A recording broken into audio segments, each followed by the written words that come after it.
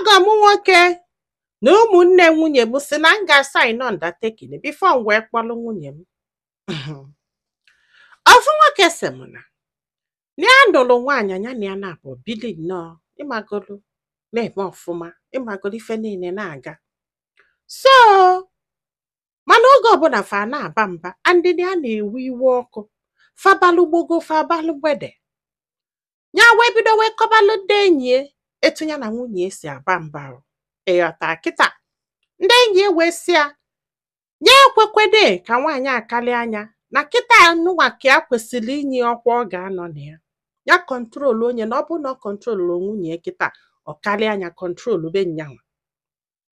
Ya wee sị ha ka eke ya si eme, ha wee sị ya o mee ihe ụfọdụ ya ma anya ụla ya tie enyi ife ka o dobie n'ọkwa ọ ga-anọ na ụmụ nwaanyị amasịrị ife mmanụ ya gbafa nkịtị fe bido waba anya. Ọ sị m ọkwa na anya na nwunye wee bidozie fameghalala m ya akụ ya. Mgbe ụfọdụ ya amụ anya ụla hapụ ya, mgbe ụfọdụ ya etie enyi ife. So olo one day on a very good day ya elisie nri ṅụsịa mmanya dụ nnọọ happy, nwunye wee jụbịa sị ya kedu ife kpata na ya na-abụ meghelie nye etie enyi ife.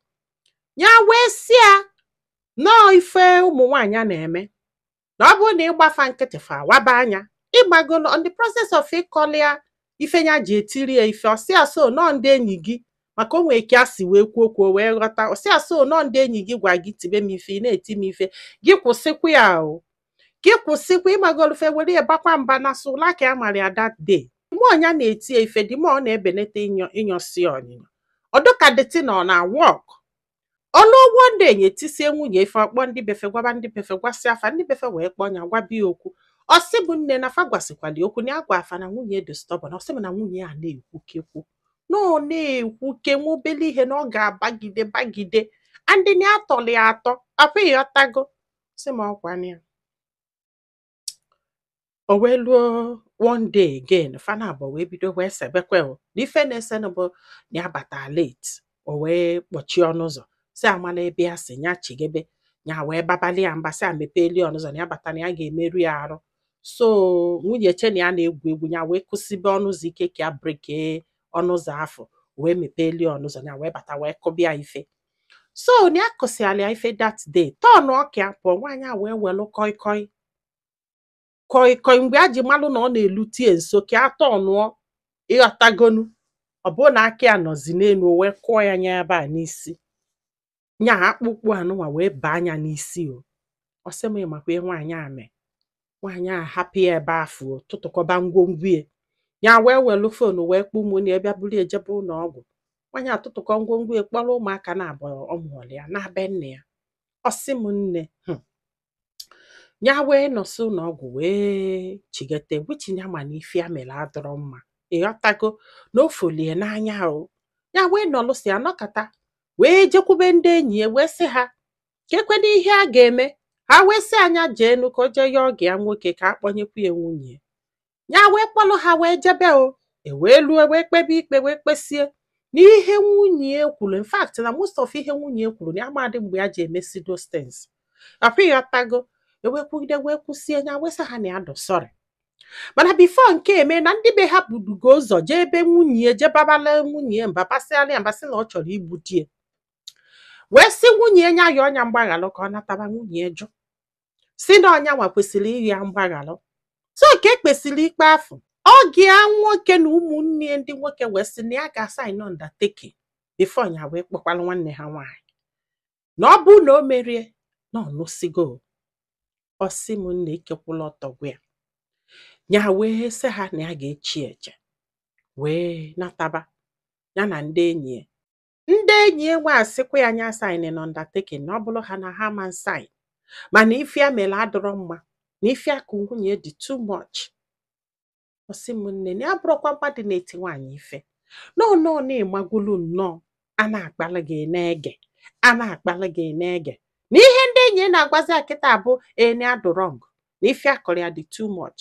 Si oge ọbụla na-eti efe nwaanyị na efefe agwali ya mana anya na-asị na efefe agwali anya nwanyị abụ ewu na ya mee no mistake na ya mee mistake na ihe ha na-ekwuzi kịta bụ na ọ bụ na ya saịn undertaking ma anya ma ọ bụla polisi abịa kpụrụ ya.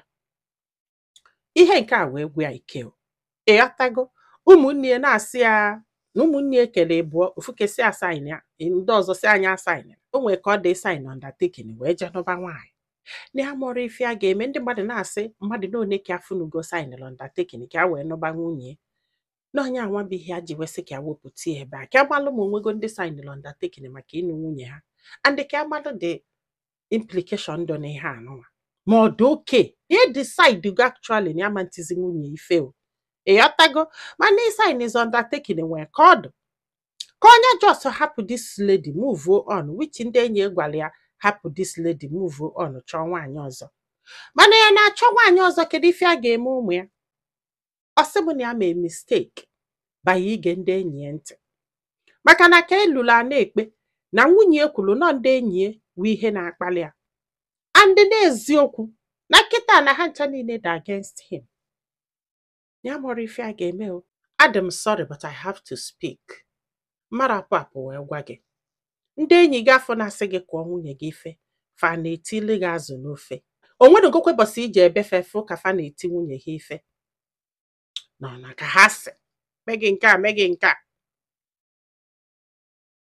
ngwanụ ị ga-asign ọkwifu ị ga-asign undertaking afọ amụrụ m the implication sha but whatever it is you deserve it. You deserve it o. I am sorry but you do. Ka ị na-akọcha ka onye ọfọlụ ofu ụzọ ọkụ. I'm sorry to say but etu isi akpa agwa apụcha na ọmụnwa ka iwetalụ this story but I'm not happy.